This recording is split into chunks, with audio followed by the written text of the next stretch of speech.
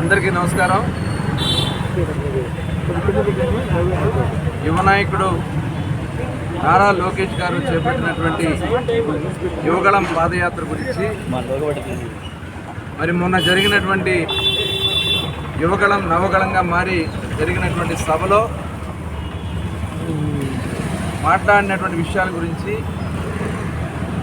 మంత్రి సిదిరి అప్పలరాజు గారు ఒక చేతగాని దద్దమ్మలాగా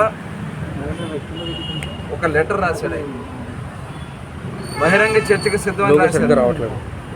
ఇవాళ ఆయన రాసినటువంటి లెటర్కి మేము బహిరంగంగా చర్చించడానికి సిద్ధమే, నీకు దమ్ము ధైర్యం ఉంటే నువ్వు చేశానని చెప్తున్నటువంటి కార్యక్రమాల మీద నీకు నమ్మకం ఉంటే విజయవాడ ప్రెస్ క్లబ్లో ఈరోజు ఉదయం 11 గంటలకు వస్తామని చెప్పి బహిరంగ ఛాలెంజ్కి ఇవ్వడం జరిగింది. 11 గంటల 25 నిమిషాలు అయింది. ఇంతవరకు మీరు వచ్చి సమాధానం చెప్పలేదంటే ఇది చేతగాని దద్దమ్మలు, చేతగాని మరి ఏం చెప్పాలో కూడా తెలియనటువంటి పరిస్థితులు కనపడుతుంది. మీ వ్యవహారం చూస్తూ ఉంటే మీరు మాట్లాడతారు, లోకేష్ గారు మధ్యలోనే పాదయాత్ర ఆపేశారని చెప్పి మాట్లాడతారు. ఇవాళ మీ నాయకుడిలాగా మీ జగన్మోహన్ రెడ్డి లాగా శుక్రవారం వస్తే గురువారం సాయంత్రం ఆపుకుని కోర్టు వాయిదాల పేరుతో హైదరాబాద్లో రెస్ట్ తీసుకుని సోమవారం లాగా ఎప్పుడు చేయాల లోకేష్ గారు అతి ప్రతిష్టాత్మకంగా ప్రజా సమస్యలు తెలుసుకోవాలని చెప్పి యువతకు ఒక భరోసా కల్పించాలని, మహిళలపై జరుగుతున్నటువంటి దాడులకు వాడికి ఒక ఆత్మస్థైర్యాన్ని కల్పించాలని, బీసీలకి ఎస్సీలకి మైనార్టీలకి అండగా నిలబడాలని, రైతాంగానికి అండగా నిలబడాలని దాదాపు 226 రోజులు 98 నియోజకవర్గాల్లో 3132 కిలోమీటర్లు నిజాయితీగా పాదయాత్ర చేస్తే మీరు అపహాస్యం చేస్తారా? ఆయన లోకేష్ గారు ఎండనక వాననక రేయనక పగలనక ఆయన చేసినటువంటి ప్రయాణంలో అనేక వర్గాల్ని కలుసుకుని ఒక ఆత్మస్థైర్యాన్ని కల్పించారు. అనేక మందికి ఒక ధైర్యాన్ని, ఒక స్ఫూర్తిని కల్పించినటువంటి నాయకుడిని మీరు మాట్లాడతారు. నేను అడుగుతా ఉన్నా, నీ నియోజకవర్గంలో వాడిని ఏదో మత్స్యశాఖ మంత్రి అని చెప్తా ఉన్నావు కదా, మీ నియోజకవర్గంలో ఏదైనా ఒక మత్స్యాగార గ్రామంలో నువ్వు వచ్చి నేను ఫలానాది చేశానని చూపించగలవా? అక్కడ ఫిషింగ్ హార్బర్ కావాలని అనేక సంవత్సరాలుగా వాళ్ళు శ్రీకాకుళంలో ఫిషింగ్ హార్బర్ గురించి అడిగితే కనీసం ఫిషింగ్ హార్బర్ నువ్వు కట్టలేకపోయావు. ఒక చేతగాని దద్దమ్మవి నువ్వు. ఇవాళ మేము రాష్ట్రంలో పెద్ద ఎత్తున ఫిషింగ్ హార్బర్లు కట్టామని చెప్తా ఉన్నావు. ఇవాళ కేంద్ర ప్రభుత్వానికి ఆ రోజు చంద్రబాబు నాయుడు గారు పంపించినటువంటి ప్రపోజల్కి ఫిషింగ్ హార్బర్లు శాంక్షన్ అయితే మీరు మ్యాచింగ్ గ్రాంట్ ఇవ్వని కారణంగా ఇవాళ అవన్నీ కూడా ఆగిపోయినాయి. ఇవాళ రండి చూపిద్దాం. ఉప్పాడలో మీరు కట్టినటువంటి ఫిషింగ్ హార్బర్ ఫిషింగ్ ఉపయోగపడుతుందా? మచిలీపట్నంలో జరుగుతున్నటువంటి ఫిషింగ్ హార్బర్ అసలు పనాపి కాంట్రాక్టర్ ఎందుకు పారిపోయాడు?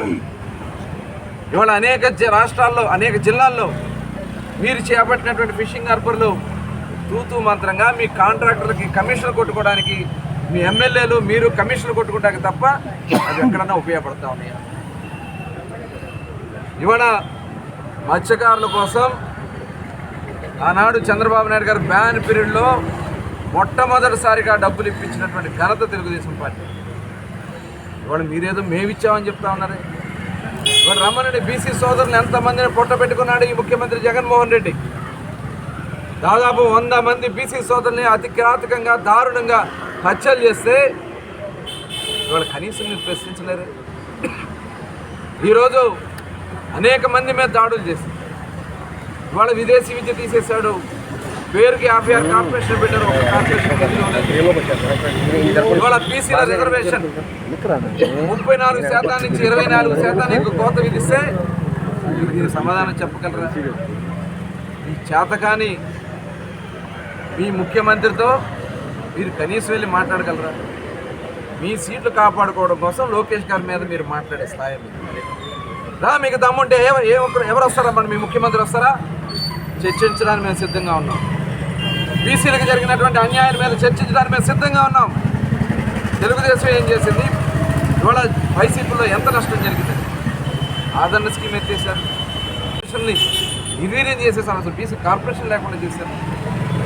అన్నీ కూడా మీరు సమాధానం చెప్పుకోలేక ఇవాళ చెప్తూ ఉన్నాం. ఇవాళ ఏదో ఉద్దానంలో డయాలసిస్ సెంటర్ పెట్టామని ఆనాడు చంద్రబాబు నాయుడు గారే దాన్ని చేస్తే మీరు అది కంప్లీట్ చేయడానికి 4 సంవత్సరాలు పట్టింది.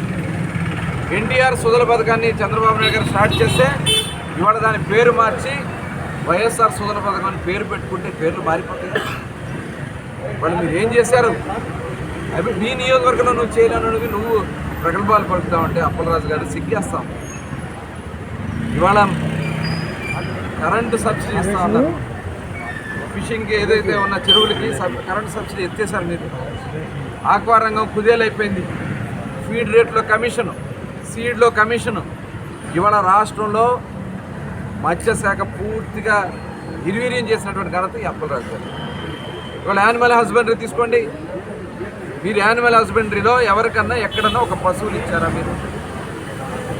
అన్నీ కూడా చర్చించడానికి మేము వస్తే మీకు దమ్ము లేక, మీరు సత్తా లేక ప్రగల్భాలు పలుకుతూ ఏదో మళ్ళీ మీ ముఖ్యమంత్రి దగ్గర మెప్పు పొంది సీట్లు పొందాలని ప్రయత్నం చేస్తే మొత్తం కట్ చేస్తాం.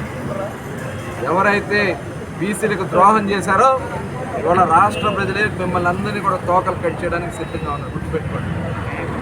ఒక్కొక్కరిని తరిమి కొడతారు. మీరేదో నియోజకవర్గాల మళ్ళీ మీరు ఏదో పెద్దలు చేయాలని మీకు సాధ్యం కాదు.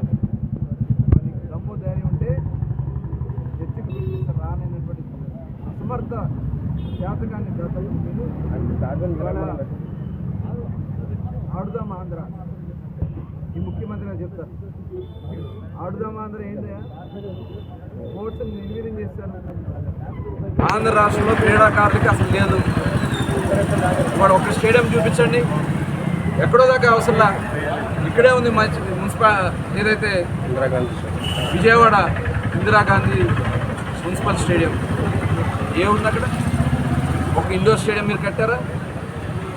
ఇవాళ ఆంధ్ర రాష్ట్రాన్ని దోచుకోవడానికి మాత్రమే ఇవన్నీ వాడుకుంటూ ఉన్నారు.